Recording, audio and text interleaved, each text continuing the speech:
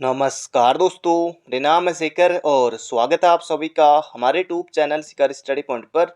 तो दोस्तों, इस वीडियो में हम देखने वाले हैं उत्तराखंड का राजनीतिक, सामाजिक एवं सांस्कृतिक इतिहास, जो कि दोस्तों घनश्याम जोशी जी की बुक है। इस बुक से हम महत्वपूर्ण ऑब्जेक्टिव क्वेश्चनों को यहाँ पर देखने वाले हैं। लगभग की 200 से ज़्यादा दोस्तों प्रश्नों को इसमें मैंने लिया है। सीधे प्रश्न और सीधे उत्तर दोस्तों रिवीजन के लिए काफ़ी अच्छा है। और 2 वीडियो में दोस्तों इसके हम सभी ऑब्जेक्टिव प्रश्न उत्तरों को देख लेंगे। उसके बाद दोस्तों आपके लिए इसके दोस्तों जो वन लाइनर रूप में प्रश्न आपके लिए आएंगे, जो दोस्तों महत्वपूर्ण होगा, जो एग्जाम में आने की संभावना है, जो और बुकों में नहीं है, वो दोस्तों मैं आपके लिए किसी अगले वीडियो में लेकर आऊँगा। तब तो दोस्तों हम इसे देख लेते हैं। तो चलिए दोस्तों वीडियो की शुरुआत करते हैं। इसके अलावा दोस्तों अगर आपने और पार्टों को नहीं देखा है तो उन्हें भी आप प्लेलिस्ट में आकर स्पीड बढ़ाकर जरूर से देख लीजिएगा। पहला प्रश्न है, बिल्कुल आसान प्रश्न है। उत्तराखंड राज्य अस्तित्व में आया, तो इसका सही उत्तर हो जाएगा दोस्तों बिना देखे ऑप्शन नंबर ए, 9 नवंबर 2000 को। बिल्कुल आसान है। अगला प्रश्न है, उत्तराखंड है देश का, तो देश का दोस्तों 27वें नंबर का राज्य। बिल्कुल आसान है, आप सभी ने पढ़ा है। उत्तराखंड राज्य का गठन हुआ, तो संविधान की अनुच्छेद दोस्तों 3 के अंतर्गत, तो धारा 3 के अंतर्गत यहाँ लिखा हुआ है, तो ये हो जाएगा ऑप्शन नंबर बी। अगला प्रश्न है, उत्तराखंड किस राज्य का भाग था। बिल्कुल आसान है दोस्तों। उत्तराखंड राज्य गठन, उत्तराखंड बनने से पहले दोस्तों उत्तर प्रदेश का एक अंग था। ये हो जाएगा ऑप्शन नंबर ए। फिर 13 पहाड़ी जिलों को काट कर दोस्तों बनाया गया था उत्तराखंड।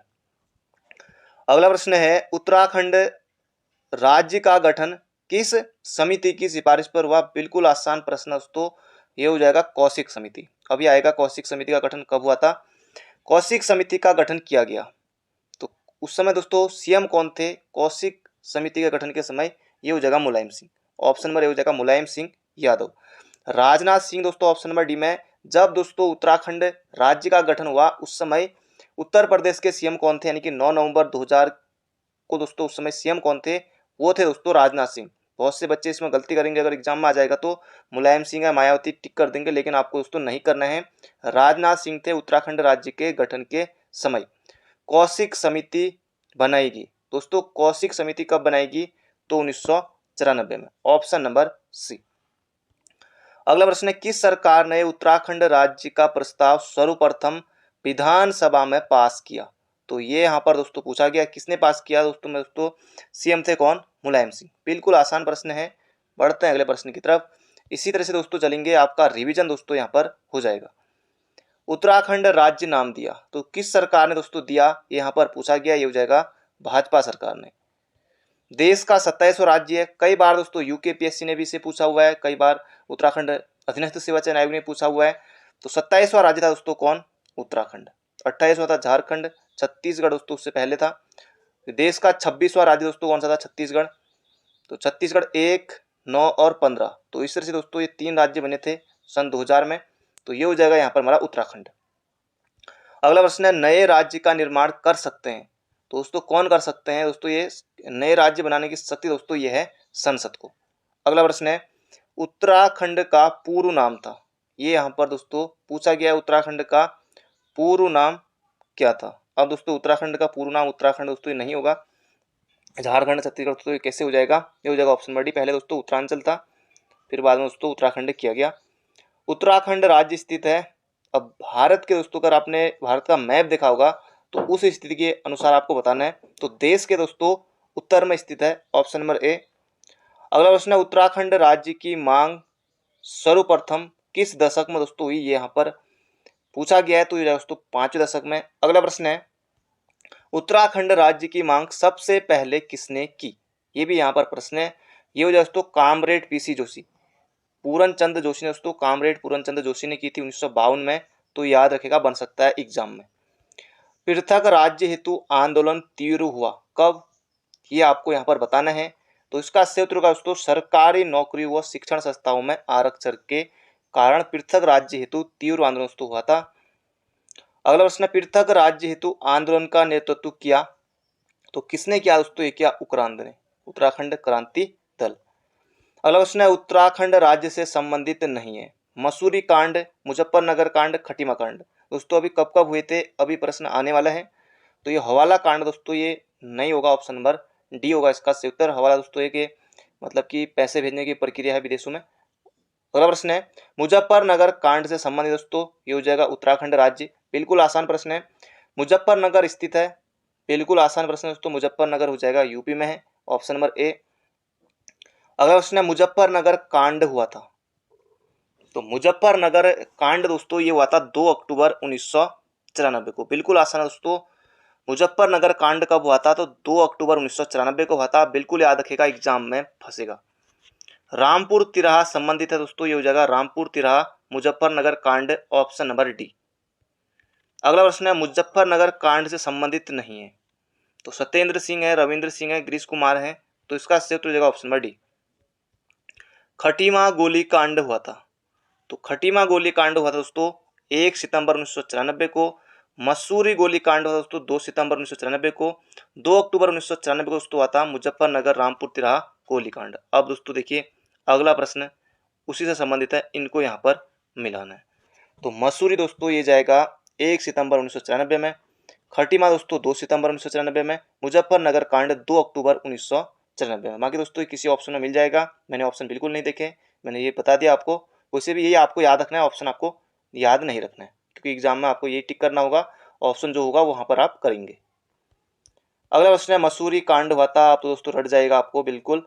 मसूरी कांड दोस्तों ये हो जाएगा 2 सितंबर 1994 को, 1 सितंबर को खटीमा, 2 अक्टूबर को मुजफ्फरनगर रामपुर तिराहा गोलीकांड। निम्न में से कौन सुमेलित नहीं है। अब दोस्तों यहाँ पर ये सही दिए हुए हैं कि कौन यहाँ पर सुमेलित नहीं है। मसूरी कांड में बेलमती चौहान दोस्तों बहुत ज़्यादा महत्वपूर्ण है। मसूरी कांड में दोस्तों बेलमती चौहान और हंसा धनाई, बिल्कुल याद रखिएगा दोस्तों, ये मसूरी कांड में शहीद हुई थी, बिल्कुल सही है, याद रखना आपको। खटीमा कांड दोस्तों धर्मानंद भट्ट, ये भी सही है। और मुजफ्फरनगर भुवन सिंह दोस्तों इसका सही उत्तर हो जाएगा ऑप्शन नंबर सी, क्योंकि दोस्तों जो भुवन सिंह है ना ये भी दोस्तों खटीमा कांड में ही शहीद हुए थे, तो इसका सही उत्तर हो जाएगा ऑप्शन नंबर सी।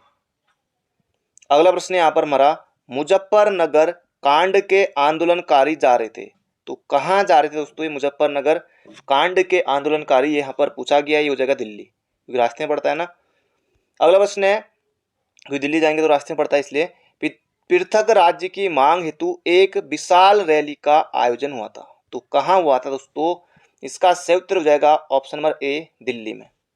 मुजफ्फरनगर कांड में केंद्र में सरकार थी किसकी, तो उस समय दोस्तों किसकी सरकार थी, तो ये थी कांग्रेस की, ऑप्शन नंबर ए हो जाएगा दोस्तों इसका बिल्कुल सही उत्तर। मुजफ्फरनगर कांड के समय देश के प्रधानमंत्री कौन थे। अब मुजफ्फरनगर दोस्तों कांड कब हुआ था, ये हमने अभी देखा था 2 अक्टूबर 1994 को। तो उस समय दोस्तों प्रधानमंत्री कौन थे, तो पीवी नरसिम्हा राव थे, बिल्कुल याद रखिएगा, एग्जाम में प्रश्न बन सकता है। मुजफ्फरनगर कांड के समय देश के पीएम कौन थे, तो पीवी नरसिम्हा राव। अगला प्रश्न है उत्तराखंड राज्य स्थित है। अब दोस्तों ये भी आपको बताना है कितने दोस्तों उत्तरी अक्षांश से, इनमें भी दोस्तों गलती हो सकती है। तो उत्तरी अक्षांश से दोस्तों ये बिल्कुल आसान है, बिल्कुल आसान है दोस्तों, ये प्रश्न एग्जाम अगर बनता है तो उत्तराखंड का दोस्तों जो उत्तरी अक्षांश है वो है 28-43। अब दोस्तों यहाँ पर 42 दिया हुआ है, इसे 43 कर लीजिए। 28-43 से लेकर 31-27 उत्तरी अक्षांश पर, यहाँ पर 28 दिया हुआ तो मिलता जुलता आप इसे कर लीजिए, क्योंकि दोस्तों 28-43 से लेकर 31-27 उत्तरी अक्षांश दोस्तों, इतना दोस्तों उत्तरी अक्षांशीय स्थिति उत्तराखंड की इतनी है। 28 यहाँ पर 43 कर लीजिए और यहाँ पर कर लीजिए 27, तो इतना है, ये आपको बिल्कुल याद रखना है। अब है उत्तराखंड राज्य स्थित है दोस्तों 77-34 से लेकर 81-02, तो ऑप्शन नंबर दोस्तों इसमें आप बी कर सकते हैं, 77-34 से लेकर 81-02, ये आपको कर लेना है, ये याद रखिए। यहाँ पर थोड़ा दोस्तों ये बड़ा कर दिया हुआ है, 77-34 से लेकर दोस्तों 81-02 देशांतर, ये आपको याद रखना, थोड़ा यहाँ पर बड़ा कर दिया हुआ है, तो परीक्षा वाणी के अनुसार मैं आपको ये बिल्कुल सही बता रहा हूँ, तो यहाँ पर थोड़ा दोस्तों ये बड़ा कर दिया हुआ है। उत्तराखंड राज्य है, तो उत्तराखंड राज्य दोस्तों कैसा है ये आप सभी को पता है, पर्वतीय है, 86 भाग दोस्तों उत्तराखंड का पर्वतीय है।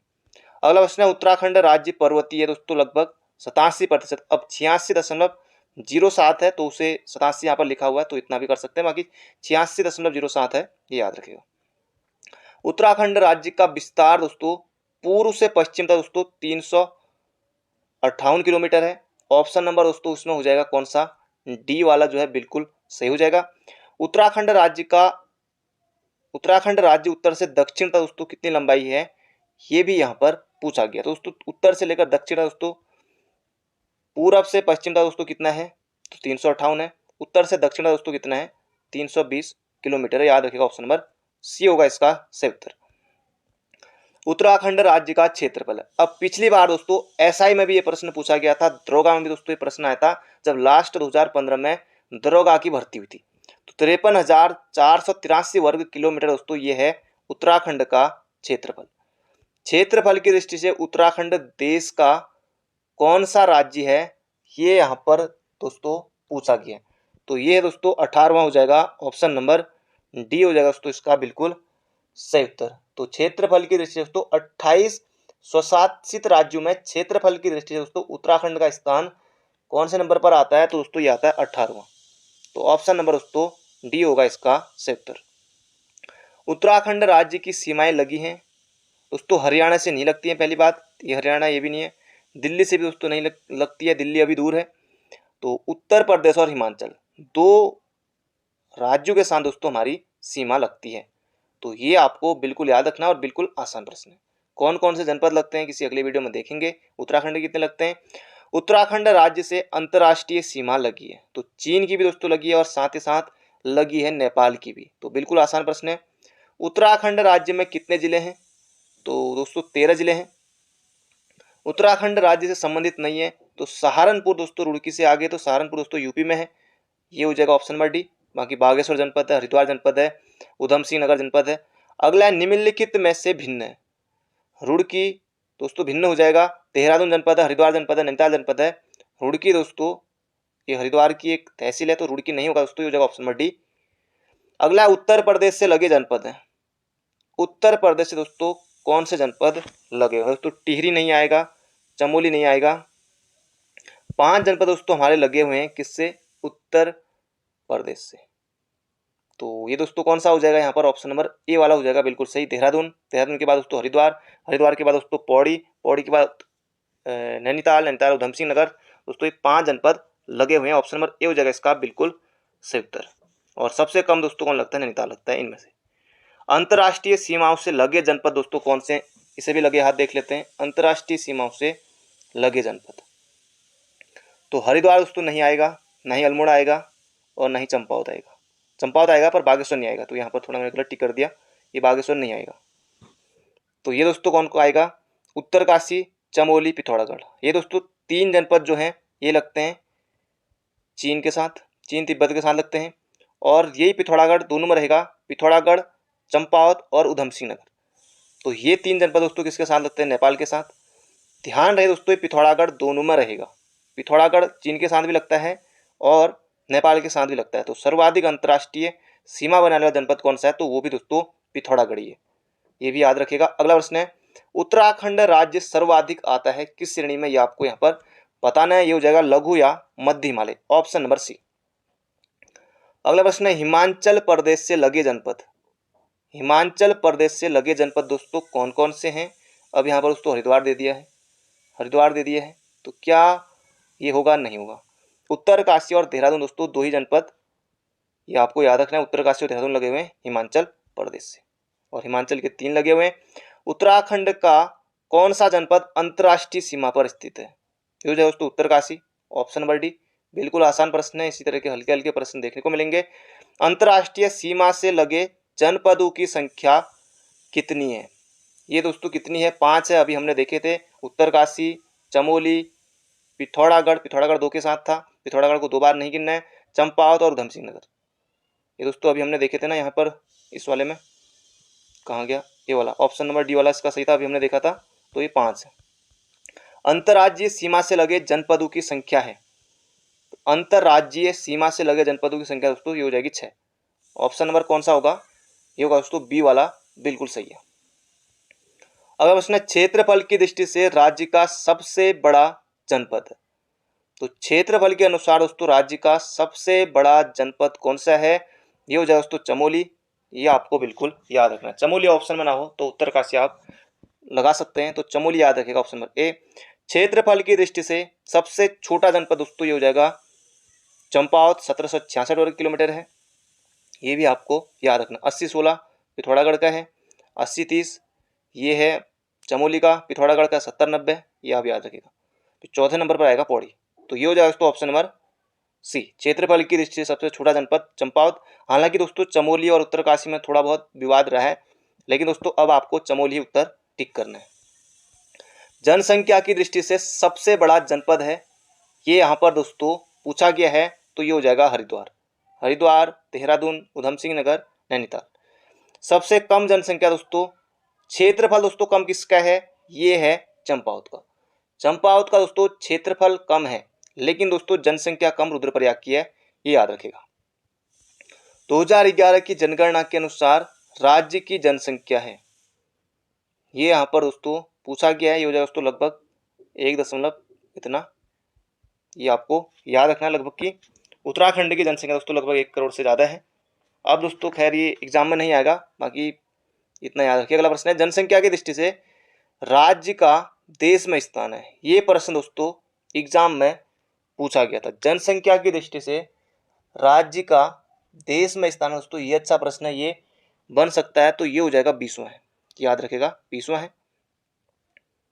अगला प्रश्न है, सर्वाधिक जनसंख्या वाले जनपद, सर्वाधिक जनसंख्या वाले जनपद क्रमशः घटते क्रम में। तो अभी दोस्तों मैंने आपको बताया, पहले नंबर पर हरिद्वार आना है, दूसरे नंबर पर दोस्तों देहरादून आना है, तीसरे नंबर पर उधम सिंह नगर, फिर नैनीताल। तो नैनीताल का कौन सा क्रम है दोस्तों, चौथा क्रम है, ये भी आपको याद रखना है, ये भी किसी एग्जाम में आया हुआ था, ये हो जाएगा ऑप्शन नंबर बी। अगला है सर्वाधिक कम जनसंख्या वाले जनपद है, अब इनको बढ़ते क्रम में लगाना है। चंपावत दोस्तों होगा नहीं, अभी मैंने आपको बताया था। रुद्रप्रयाग होगा पहले नंबर पर, इसमें भी रुद्रप्रयाग है। ये 2 ऑप्शन हो सकते हैं, संभावना इन दोनों की है। रुद्रप्रयाग के बाद दोस्तों चंपावत होगा, यहाँ भी चंपावत है। रुद्रप्रयाग के बाद दोस्तों बागेश्वर आएगा, ना कि उत्तरकाशी, तो ये हो जाएगा ऑप्शन नंबर डी वाला। रुद्रप्रयाग, चंपावत, बागेश्वर, उत्तरकाशी दोस्तों ये बढ़ते क्रम में है, ये भी याद रखिएगा, एग्जाम में बन सकता है। पहले नंबर पर सबसे कम जनसंख्या रुद्रप्रयाग, फिर चंपावत, फिर बागेश्वर, फिर उत्तरकाशी। उत्तरकाशी दोस्तों जनघनत्व उत्तराखंड का सबसे कम है, 41 वर्ग किलोमीटर है। अगला प्रश्न है, सन 2011 की जनगणना के अनुसार जनसंख्या घनत्व प्रति वर्ग किलोमीटर दोस्तों ये है 189। सीधे सीधे दोस्तों याद रखेगा, एग्जाम में प्रश्न बनेगा। 2011 की जनगणना के अनुसार साक्षरता दर है दोस्तों, ये हो जाएगा 78.82%। तो ऑप्शन यहाँ पर ए वाला आप कर सकते हैं। 2011 की के अनुसार सर्वाधिक साक्षरता दोस्तों ये है देहरादून, ऑप्शन नंबर डी। जब दोस्तों 2021 वाले आंकड़े आएंगे दोस्तों, तब पहले तक होता था कि उधम सिंह नगर लास्ट में होता था, लेकिन इस बार देखने वाली बात होगी कि क्या रहता है आंकड़ा। बाकी जनसंख्या भी इस बार जबरदस्त, मतलब सभी की, जैसे नैनीताल भी दोस्तों, क्योंकि ये 3 जनपद ऐसे थे, देहरादून, हरिद्वार और उधम सिंह नगर, ये 3 जनपद ऐसे थे जिनकी जनसंख्या ज़्यादा होती थी। अब दोस्तों नैनीताल की भी 10 लाख से पार होगी, बाकी और जनपद भी आ सकते हैं 10 लाख से पार वाले में, वो तो खैर उसमें पता चलेगा। अगला प्रश्न दोस्तों, 2011 के अनुसार जनपद देहरादून की साक्षरता दर कितनी दोस्तों, ये हो जाएगा 85%, लगभग 85 से ज़्यादा। अगला प्रश्न है यहाँ पर हमारा, निम्नतम साक्षरता दर 2011 के अनुसार किस जनपद में है, ये आपको दोस्तों यहाँ पर बताना है। ये हो जाएगा साक्षरता दोस्तों, ये है उधम सिंह नगर। अगला प्रश्न है, उत्तराखंड राज्य में 2011 की जनगणना के अनुसार महिला साक्षरता दर है दोस्तों, ये प्रश्न भी एग्जाम में बन सकता है। तो ये जगह दोस्तों 70.70%, लगभग 70% है, ये आपको याद रखना होगा। तो बढ़ते हैं अगले प्रश्न की तरफ।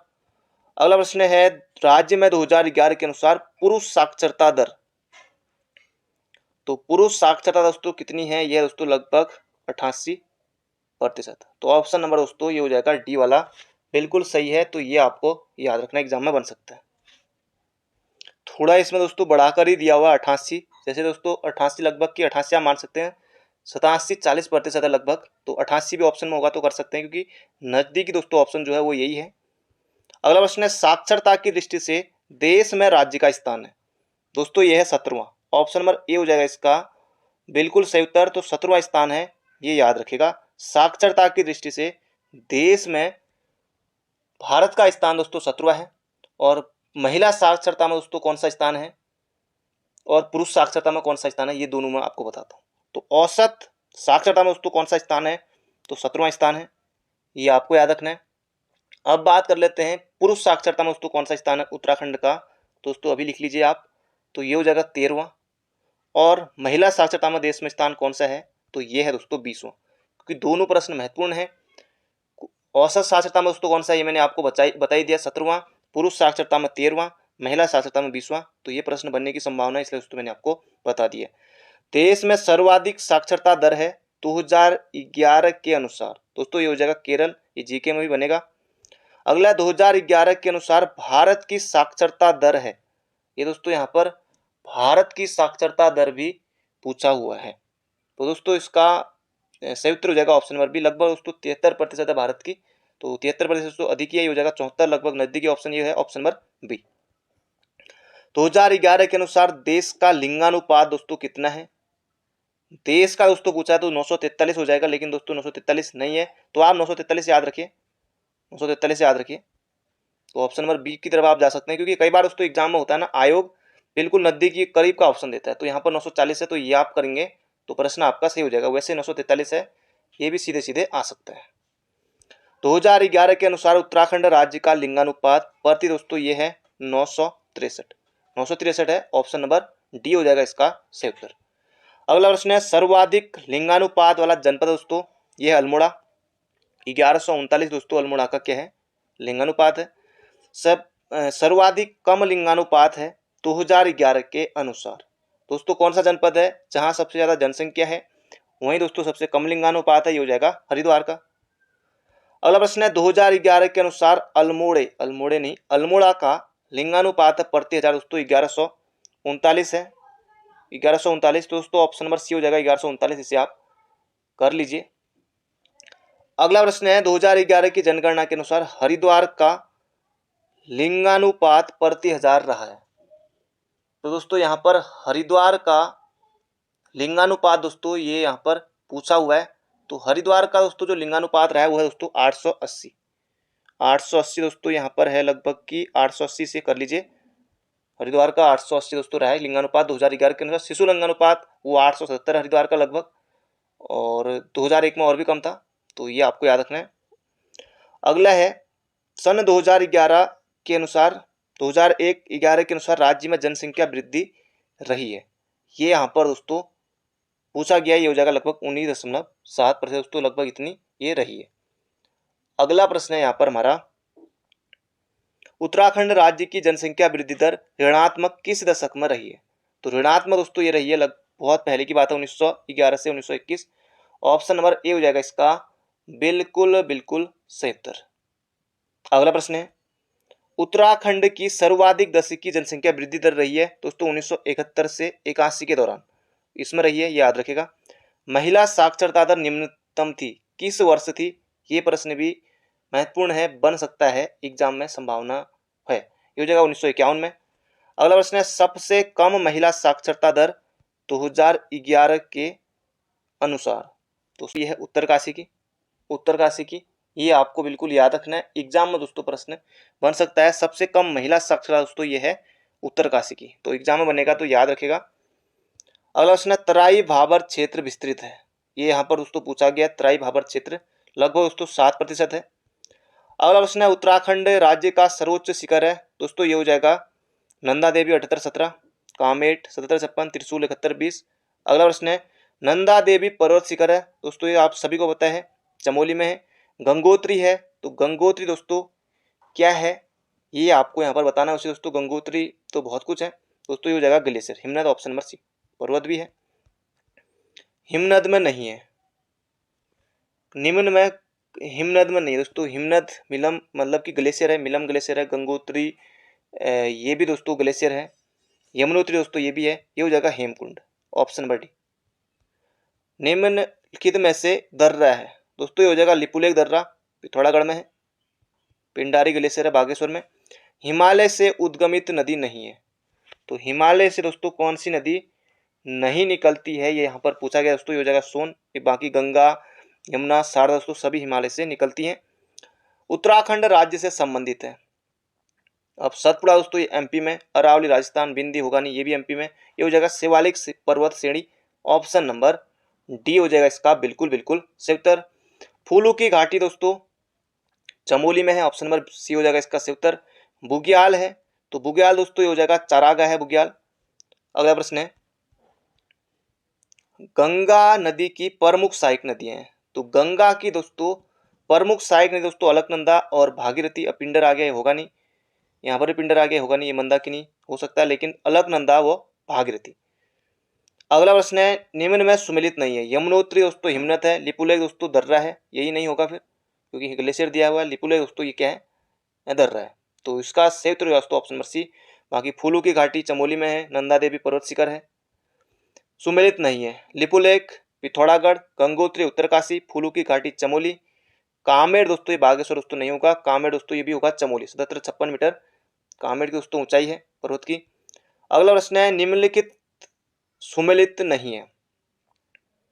यमुना यमुनोत्री से निकलती, गंगा गंगोत्री, काली मिलम। तो कोसी दोस्तों पिंडारी दोस्तों नहीं होगा, ये हो जाएगा ऑप्शन नंबर डी, क्योंकि दोस्तों पिंडर नदी दोस्तों पिंडारी ग्लेशियर से निकलती, कोसी दोस्तों कौसानी की धार पानी धार से निकलती, ये हो जाएगा ऑप्शन नंबर डी। दून कहा जाता है, ये यहाँ पर दोस्तों पूछा गया है, दून कहा जाता है, ये यहाँ पर बताना आपको। तो ये हो जाएगा चौरस क्षैतिज घाटी को कहा जाता है दून। विषम है श्रीकंठ, दारमा, नीति। तो ये दोस्तों दर रहे हैं त्रिशूल दोस्तों ये पर्वत है, ये हो जाएगा हमारा ऑप्शन नंबर डी। इस तरह से दोस्तों पहचानने के लिए आ सकता है, रीजनिंग की तरह इनको आपको सॉल्व करना है। त्रिशूल है, अब दोस्तों क्या है त्रिशूल, दोस्तों ये पर्वत शिखर है, 7120 इसकी ऊंचाई है। निम्न में से सुमेलित नहीं है। अब हल्द्वानी दोस्तों गोला नदी के किनारे है, हरिद्वार में दोस्तों गंगा बहती है, बिल्कुल दोस्तों सही बात है। बागेश्वर सरयू, तो ये हो जाएगा दोस्तों पिथौरागढ़ काली, ऑप्शन नंबर डी। क्योंकि दोस्तों पिथौरागढ़ काली के किनारे नहीं है ना, इसलिए क्योंकि दूर है। पिंडारी स्थित है, तो पिंडारी दोस्तों बागेश्वर हो जाएगा, इसका सही उत्तर ऑप्शन नंबर बी। गढ़वाल का स्विट्जरलैंड कहा जाता है। फूलों की घाटी, कोटारी कोई हरिनाम, चोपता बुग्याल है, कुश कल्याण बुग्याल। ये दोस्तों चोपता बुग्याल को कहा जाता है गढ़वाल का स्विट्जरलैंड, बिल्कुल आसान है, तो याद रखिएगा। उत्तराखंड की ग्रामीण जनसंख्या है दोस्तों लगभग 90% है उत्तराखंड की ग्रामीण जनसंख्या। अगला है, राज्य का सर्वाधिक उपजाऊ क्षेत्र है, यहाँ पर दोस्तों पूछा गया है। सबसे ज्यादा उपजाऊ क्षेत्र दोस्तों ये हो जाएगा तराई भावर क्षेत्र, जबरदस्त दोस्तों खेती होती है यहाँ। झीलों का शहर दोस्तों कहा जाता है नैनीताल को, नैनीताल दोस्तों खुद झील है, खूबसूरत झील है, जबरदस्त।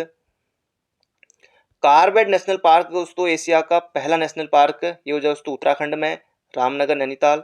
अगला प्रश्न है, कार्बेट नेशनल पार्क नाम पड़ा है, तो जिम कार्बेट के नाम पर दोस्तों पड़ा है, अब फिर से रामगंगा नेशनल पार्क हो गया है। जिम कार्बेट नेशनल पार्क की स्थापना हुई थी तो 8 अगस्त दोस्तों 1936 को हुई थी जिम कार्बेट नेशनल पार्क की स्थापना। अगला हेली नेशनल किस पार्क का नाम था, तो ये था दोस्तों कार्बेट नेशनल पार्क का, सीधे सीधे बनता है। 520 वर्ग किलोमीटर दोस्तों ये फैला हुआ है। जिम कार्बेट पार्क की जनपद दोस्तों ये हो जाएगा नैनीताल, रामनगर, पौड़ी में भी है। कार्बेट नेशनल पार्क में बाघ परियोजना का शुभारंभ हुआ था दोस्तों, देश में सबसे पहले बाघ परियोजना का शुभारंभ कार्बेट नेशनल पार्क से ही हुआ था दोस्तों 1973 में। अगला प्रश्न है, उत्तराखंड राज्य वनाच्छादित यानी कि वनों से घिरा है, ये यहाँ पर बताना दोस्तों आपको, ये हो जाएगा लगभग की ऑप्शन नंबर सी 65%, ये आपको बिल्कुल याद रखना है। अगला प्रश्न है, चिपको आंदोलन संबंधित है दोस्तों, ये हो जाएगा सामाजिक जागृति दोस्तों नहीं, ये हो जाएगा वन रक्षा जागृति, ऑप्शन नंबर सी। अगला प्रश्न है, चिपको आंदोलन संबंधित नहीं है दोस्तों, ये सुंदरलाल बोगड़ा हैं, चंडी प्रसाद भट्ट, गौरा देवी हैं। तो उत्तराखंड का गांधी दोस्तों इंद्रमणि बडोनी, ये राज्य निर्माण आंदोलन संबंधित है। राजाजी पार्क स्थित है दोस्तों, ये हो जाएगा ऑप्शन नंबर बी, देहरादून में है, तो ये आपको बिल्कुल याद रखना है।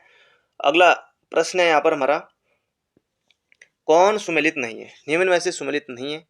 नंदा देवी पार्क दोस्तों चमोली में है, फूलों की घाटी चमोली, राजाजी राष्ट्रीय पार्क देहरादून, गंगोत्री राष्ट्रीय पार्क दोस्तों ये हो जाएगा पौड़ी नहीं होगा दोस्तों, ये होगा उत्तरकाशी। तो गंगोत्री राष्ट्रीय पार्क दोस्तों उत्तरकाशी में सबसे बड़ा दोस्तों नेशनल पार्क है, 1989 में दोस्तों स्थापना हुई थी, तो बन सकता है एग्जाम में। अगला, राज्य का सर्वाधिक क्षेत्रफल वाला राष्ट्रीय उद्यान है दोस्तों 2390 वर्ग किलोमीटर में फैला हुआ है, गंगोत्री राष्ट्रीय उद्यान, ऑप्शन नंबर डी।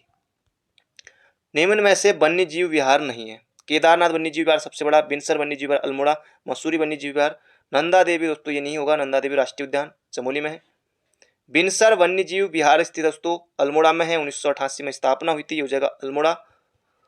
राष्ट्रीय वन अनुसंधान संस्थान स्थित दोस्तों, ये हो जाएगा हमारा ऑप्शन नंबर सी, देहरादून में है, बिल्कुल आपको याद रखना होगा।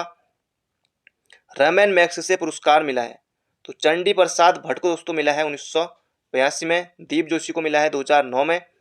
उत्तराखंड की कितनी प्रतिशत जनसंख्या कृषि से जुड़ी है? दोस्तों उत्तराखंड की कितनी प्रतिशत जनसंख्या कृषि से जुड़ी है, ये यहाँ पर दोस्तों पूछा गया है। दोस्तों लगभग लगभग दोस्तों 70% जनसंख्या जुड़ी है। अगला प्रश्न है उत्तराखंड का कितना क्षेत्र कृषि योग्य है, ये यहाँ पर दोस्तों पूछा गया, लगभग दोस्तों 18% है। उत्तराखंड की प्रमुख फसल दोस्तों, ये हो जाएगा गेहूं, पहले नंबर पर गेहूं आ जाएगा, दूसरे नंबर पर दोस्तों धान। अगला प्रश्न है मतलब कि चावल खाते हैं, गेहूं चावल। बासमती चावल प्रमुखतया उत्पादित होता है, ये यहाँ पर दोस्तों पूछा गया है, ये हो जाएगा देहरादून में। गन्ना प्रमुख फसल दोस्तों, ये हो जाएगा, गन्ना होती है दोस्तों कहाँ, तराई क्षेत्र में जबरदस्त होता है गन्ना, ये हो जाएगा यहाँ पर हमारा ऑप्शन नंबर बी। अगला है देश का प्रथम कृषि विश्वविद्यालय दोस्तों पंतनगर में है, 17 नवंबर 1960 को दोस्तों स्थापना हुई थी पंतनगर कृषि विश्वविद्यालय की। राज्य में चाय परियोजना चलाई जा रही है, ये यहाँ पर दोस्तों पूछा गया है। चाय परियोजना दोस्तों कुमाऊं मंडल विकास निगम द्वारा भी, गढ़वाल मंडल विकास निगम भी द्वारा, और उपरोक्त दोनों, इसका सही उत्तर हो जाएगा ऑप्शन नंबर सी। आपको दोस्तों बताना है कुमाऊं मंडल विकास निगम और गढ़वाल मंडल विकास निगम की स्थापना कब हुई थी, ये आप दोस्तों कमेंट बॉक्स में इसका सही उत्तर बताइएगा। अगला प्रश्न है यहाँ पर हमारा, निम्नलिखित में से सुमेलित नहीं है, कौन सुमेलित दोस्तों नहीं है, ये यहाँ पर आपको बताना है। चाय दोस्तों अल्मोड़ा में होता है, चावल देहरादून में भी होता है, चावल दोस्तों गेहूं देहरादून में भी दोस्तों गेहूं होता है, सेब दोस्तों नैनीताल, दोस्तों लगभग लगभग ये सभी ठीक ही हैं। यहाँ पर ये क्वेश्चन डिलीट हो जाएगा अगर आता है तो। राज्य की प्रमुख सब्जी उत्पाद है दोस्तों, सब्जी उत्पाद दोस्तों प्रमुख दोस्तों कटहल, टिंडा, लौकी और दोस्तों होते हैं, लेकिन दोस्तों आलू ज़्यादा है, आलू हो जाएगा इसका सही उत्तर। राज्य की सर्वाधिक उपजाऊ भूमि कहलाती है, तो सर्वाधिक उपजाऊ भूमि दोस्तों कौन सी कहलाती है, ये यहाँ पर पूछा गया, ये हो जाएगा दोस्तों तालाब भूमि, तालाब भूमि उपजाऊ होती है। सिंचित भूमि है, तो सिंचित भूमि दोस्तों कौन सी है, ये हो जाएगा तालाब भूमि, हो जाएगा ऑप्शन नंबर डी। टिहरी बांध परियोजना स्थित है दोस्तों, टिहरी में, बिल्कुल आसान है। हरिपुरा जलाशय स्थित है दोस्तों, ये हो जाएगा गूलर भोज भाजपुर में है, ऑप्शन नंबर ए हो जाएगा इसका सही उत्तर। टिहरी बांध परियोजना किस नदी पर निर्माणाधीन है दोस्तों, निर्माणाधीन तो नहीं है फिलहाल, तो इसका सही उत्तर दोस्तों भागीरथी पर, बिल्कुल आसान है, भागीरथी तेलंगाना। अगला प्रश्न है मनेरी भाली परियोजना उत्तरकाशी में है, भागीरथी पर है, याद रखिएगा। निम्न में से कौन सुमेलित नहीं है, पंचेश्वर बांध काली, कुटली भेल परियोजना गंगा, ये भी दोस्तों ठीक ही है। धौली गंगा परियोजना धौली गंगा पर, ये भी सही है पिथौरागढ़ में। किसाऊ बांध दोस्तों यमुना पर नहीं है दोस्तों, किसाऊ बांध है टॉन्स पर। अगला प्रश्न है पंचेश्वर बांध संयुक्त परियोजना है, उत्तराखंड तिब्बत कतईनी, भारत नेपाल दोस्तों, इसका बिल्कुल सही उत्तर होगा ऑप्शन नंबर ए। इनको दोस्तों यहाँ पर सुमेलित करना है, किस परियोजना दोस्तों, यहाँ पर एक तरफ परियोजना दी हुई है, एक तरफ नदी दी हुई है, इन्हें दोस्तों हमें सुमेलित करना है। राम गंगा दोस्तों किसाऊ बांध टॉन्स पर है, ब्यासी परियोजना दोस्तों यमुना पर है, और लखवाड़ दोस्तों ये भी यमुना पर है। रामगंगा पर है दोस्तों, किसी ऑप्शन में आपको मिल जाएगा, बाकी ये मैंने आपको बता दिया, इन्हें याद रखिएगा। BHEL स्थित है दोस्तों, यह हरिद्वार में है, BHEL याद रखिएगा। ऋषिकेश में स्थित है, तो ऋषिकेश में दोस्तों स्थित है, यहाँ पर पूछा गया तो औषधि कारखाना है, आसान प्रश्न है। HMT दोस्तों ये बंद हो गया है, ये दोस्तों रानीबाग नैनीताल में स्थित है, रानीबाग हल्द्वानी के पास। सीमांत लोगों का प्रमुख व्यवसाय, सीमांत दोस्तों सीमा अंत, सीमाधन अंत, सीमांत, तो ये आपको दोस्तों बताना है इनका प्रमुख व्यवसाय क्या है, तो ये हो जाए दोस्तों कृषि है लगभग सभी का ही। तो बढ़ते हैं अगले प्रश्न की तरफ। वैसे दोस्तों व्यापार भी लोग करते हैं, लेकिन कृषि भी होता है। और प्रश्न भारतीय खान ब्यूरो दोस्तों, ये हो जाएगा देहरादून में, ऑप्शन नंबर डी, भारतीय खान ब्यूरो देहरादून में। Century paper and pulp mill दोस्तों, ये हो जाएगा कहाँ है, लाल कुआं नैनीताल में है, ऑप्शन नंबर सी। ONGC दोस्तों, ONGC की स्थापना 1956 में हुई थी, देहरादून में है। सर्वे ऑफ इंडिया, भारतीय सर्वेक्षण विभाग दोस्तों ये कहाँ स्थित है, यहाँ पर पूछा गया है, तो ये हो जाएगा देहरादून में है। अगला प्रश्न है, चूना पत्थर सर्वाधिक पाया जाता है दोस्तों, ये पाया जाता है देहरादून में, ऑप्शन नंबर ए हो जाएगा इसका सही उत्तर। अगला प्रश्न है, भारतीय पशु अनुसंधान संस्थान स्थित है दोस्तों मुक्तेश्वर नैनीताल में, 1893 में स्थापना हुई थी दोस्तों। लगभग 150 प्रश्न हो गए। इसी तरह से दोस्तों जल्दी जल्दी चलेंगे, सीधे प्रश्न और सीधे उत्तर। लाइक नहीं किया दोस्तों, लाइक जरूर से कर दीजिए। नानक सागर बांध स्थित है, नानक सागर दोस्तों स्थित है, ये आपको यहाँ पर बताना है, ये हो जाएगा सितारगंज के पास है, सितारगंज थोड़ा आगे। रुड़की प्रसिद्ध है, तो दोस्तों रुड़की क्या है, इंजीनियरिंग कॉलेज है। अगला प्रश्न है, सेंटर बिल्डिंग रिसर्च इंस्टीट्यूट दोस्तों ये है रुड़की हरिद्वार में है, सेंट्रल बिल्डिंग रिसर्च इंस्टीट्यूट।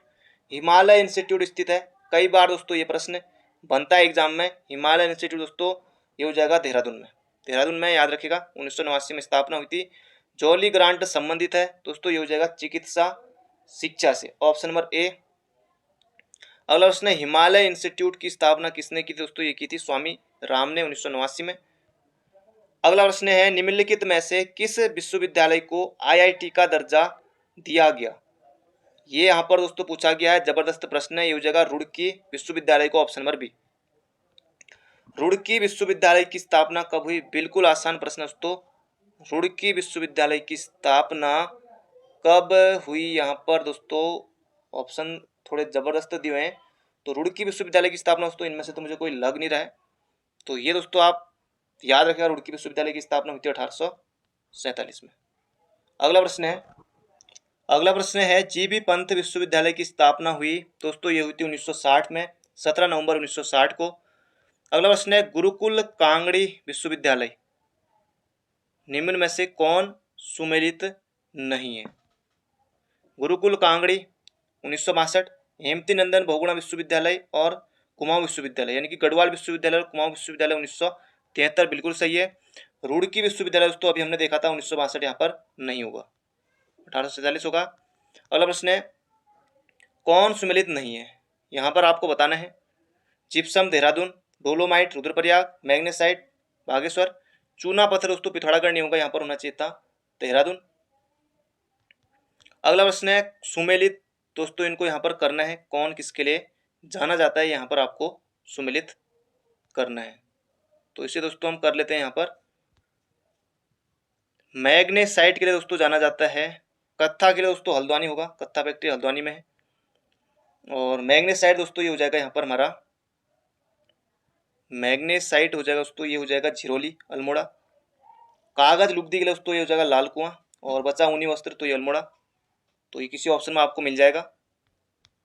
अगला प्रश्न है, कौन सा औद्योगिक नगर नहीं है। औद्योगिक नगर दोस्तों देहरादून है, बिल्कुल है, काशीपुर में लगा हुआ है, लाल कुआं में लगा हुआ है, ये हो जाएगा दोस्तों नैनीताल। नगर पूछा है तो ये जगह Nainital, option number C Nainital. उसमें दोस्तों पर्यटक मतलब कि पर्यटक ज़्यादा आते हैं। अगला प्रश्न है, निम्न में सीमेंट फैक्ट्री कहाँ नहीं है। सीमेंट फैक्ट्री दोस्तों उत्तराखंड में कहाँ नहीं है, देहरादून में है, ऋषिकेश में, झिरोली में, तो काशीपुर में दोस्तों सीमेंट फैक्ट्री नहीं है, ऑप्शन नंबर डी। कौन सा नगर द्वार नगर नहीं है, तो द्वार नगर दोस्तों कौन सा नहीं है, ये आपको यहाँ पर बताना है। काठगोदाम है, टनकपुर है, हरिद्वार भी है, तो ये हो जाए दोस्तों हल्द्वानी नहीं होगा, ऑप्शन नंबर ए होगा इसका सही उत्तर। इन ऑप्शनों के अनुसार इनमें हल्द्वानी कर सकते हैं, बाकी तो है। निम्न में से किस स्थान पर हवाई पट्टी नहीं है, तो देखते उत्तर, रामनगर में नहीं है, बाकी पंतनगर में है, जॉली ग्रांट में, नैनीसैनी पिथौरागढ़ में है। रेलवे स्टेशन नहीं है। काठगोदाम दोस्तों है, कुमाऊं का है काठगोदाम। रामनगर दोस्तों बिल्कुल है, रामनगर देहरादून तो है ही है, ये हो जाएगा सितारगंज में नहीं है। बुक्सा जनजाति प्रमुख रूप से निवास करती है, तो बुक्सा दोस्तों ये हो जाएगा उधम सिंह नगर में।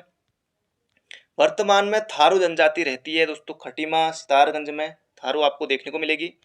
भोटिया जनजाति का प्रमुख निवास क्षेत्र दोस्तों ये हो जाएगा भोटिया लोग पिथौरागढ़ में। ग्रीष्म एवं शीतकालीन आवास किस जनजाति में प्रचलित है, तो ये हो जाएगा भोटिया। ग्रीष्मकालीन आवास दोस्तों इनका कहलाता है मैथ, शीतकालीन आवास दोस्तों कहते हैं गुंडा या मुंसा, याद रखिएगा। टब्बर किस जनजाति से संबंधित है, ये यहाँ पर दोस्तों पूछा गया है। टब्बर ये हो जाएगा बुक्सा से हो जाएगा, ऑप्शन नंबर ए। अगला है निम्नलिखित में से सुमेलित नहीं है। निवास क्षेत्र और जनजाति, पिथौरागढ़ धारचूला में दोस्तों भोटिया रहते हैं, बिल्कुल सही है। गंगा नदी घाटी उत्तरकाशी में दोस्तों ये जाड़ रहती है, भोटिया की उपजाति जो है। चमोली में दोस्तों मारचा, अल्मोड़ा में दोस्तों तोलचानी, ये भी दोस्तों चमोली में रहते हैं। यहाँ पर अल्मोड़ा नहीं होगा दोस्तों, यहाँ पर होगा चमोली। अगला है जौहरिया सौका जनजाति कहाँ निवास करती है।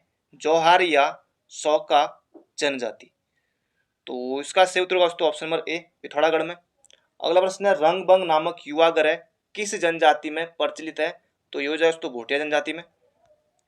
सर्वाधिक प्राचीन जनजाति कौन सी है, ये यहाँ पर दोस्तों पूछा गया है, ये हो जाएगा ऑप्शन के अनुसार भोटिया।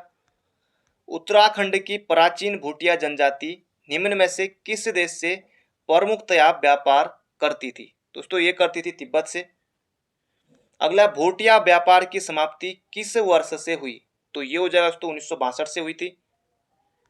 निम्न में से कौन सा मेला भोटिया जनजाति से संबंधित नहीं है। बागेश्वर, चौलजेबी पिथौरागढ़ में, बागेश्वर में दोस्तों जो उत्तरायणी होता है, और थल में दोस्तों पिथौरागढ़ में, ये हो जाएगा। हरिद्वार में दोस्तों नहीं होगा, ऑप्शन नंबर डी। कौन सी जनजाति में मात्र सत्तात्मक व्यवस्था पाई जाती है। तो मात्र सत्तात्मक दोस्तों किस में पाई जाती है, हो जाएगा थारू में। अगला प्रश्न है जौनसारी लोग महासु किस देवता को मानते हैं। तो महासु दोस्तों इनके शिव होते हैं। कौन सी जनजाति पांडवों को अपना प्रमुख देवता मानती है। तो दोस्तों जौनसारी मानती है। निम्न में से कौन सा स्थल जौनसारी जनजाति से संबंधित नहीं है। दोस्तों ये जगह अल्मोड़ा नहीं है, बाकी तो ये जो भी ऑप्शन में दिए हैं सभी हैं। राजी जनजाति का वास दोस्तों ये हो जाएगा पिथौरागढ़। प्राचीन किरात जनजाति से संबंधित है, ये यहाँ पर दोस्तों पूछा गया, ये हो जाएगा भोटिया। कौन सी जनजाति अपने को राजपूत घरानों से संबंधित मानती है। तो कौन सी जनजाति अपने को राजपूत घरानों से संबंधित मानती है, जगह थारू और बुक्सा जो कि रहते हैं उधम सिंह नगर में। निम्न में से किस दर्रे से भोटिया तिब्बत व्यापार नहीं होता था। माना, लिपुलेख, नीति या श्रीकंठ, ये आपको यहाँ पर बताना है। जबरदस्त दोस्तों प्रश्न है, ये हो जाएगा श्रीकंठ, दोस्तों उत्तरकाशी में है। प्राचीन भारत तिब्बत व्यापार निम्न में से किसके मार्ग द्वारा होता था। तो किसके मार्ग द्वारा दोस्तों होता था, दर्रों के द्वारा। प्रदेश का सर्वाधिक वनाच्छादित जनपद है, ये यहाँ पर दोस्तों पूछा गया है, ये हो जाएगा उत्तरकाशी है। अगला प्रश्न है निम्न में से कौन सा वृक्ष 2000 मीटर से अधिक ऊंचाई में नहीं पाया जाता है ना। जबरदस्त क्वेश्चन। तो ये दोस्तों देवदार पाया जाता है, स्प्रूस पाया जाता है, सिल्वर फर पाया जाता है, तो ये जगह शीशम। अगला प्रश्न है निम्न में से कौन सा वृक्ष मैदानी भागों का 1000 मीटर से कम ऊंचाई में नहीं पाया जाता है। दोस्तों ये हो जाएगा कौन सा, सागौन पाया जाता है, शीशम, हल्दू, देवदार दोस्तों ज्यादा ऊंचाई पर पाया जाता है। राज्य के जनजाति पशुपालकों के चरागाह कहलाते हैं दोस्तों बुग्याल कहलाते हैं, ऑप्शन नंबर ए। अगला प्रश्न है प्रसिद्ध स्कीइंग स्थल औली एक दोस्तों बुग्याल है, चमोली में है। किस जनजाति में बैठान विभाग, बहुत ज्यादा महत्वपूर्ण दोस्तों, बैठान विभाग किस जनजाति में प्रचलित दोस्तों, ये हो जाएगा बुक्सा। आयोग ने सीधे सीधे प्रश्न पूछा था। किस जनजाति के ग्रह नरकुलू से निर्मित किए जाते हैं। बहुत ज्यादा महत्वपूर्ण दोस्तों, ये हो जाएगा थारू।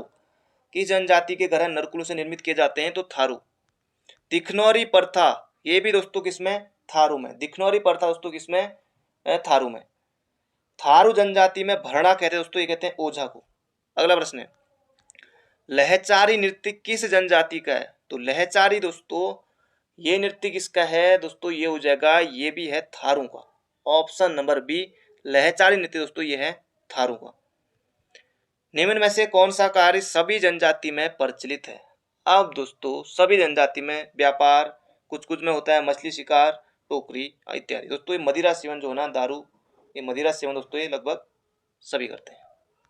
झुमड़ा है एक, आखिरी प्रश्न दोस्तों हमारा, झुमड़ा क्या है दोस्तों, ये आप बताएगा कमेंट बॉक्स में। एक प्रचलित सामाजिक प्रथा है, युवा कर दोस्तों ये भोटिया में था। अब दो ही ऑप्शन बचे, एक सामाजिक प्रथा या फिर थारू का प्रचलित नृत्य गीत, इन्हीं में से उत्तर है। तो झुमड़ा दोस्तों क्या है, कमेंट बॉक्स में जरूर से बताएगा। मिलते हैं दोस्तों बहुत जल्दी एक नई वीडियो में। चैनल पर नए हो तो चैनल को सब्सक्राइब जरूर कर लीजिएगा। Thank you friend, thank you so much. अपना ध्यान रखिए, स्वस्थ रहिए, मस्त रहिए। मिलते हैं बहुत जल्दी एक नई वीडियो में।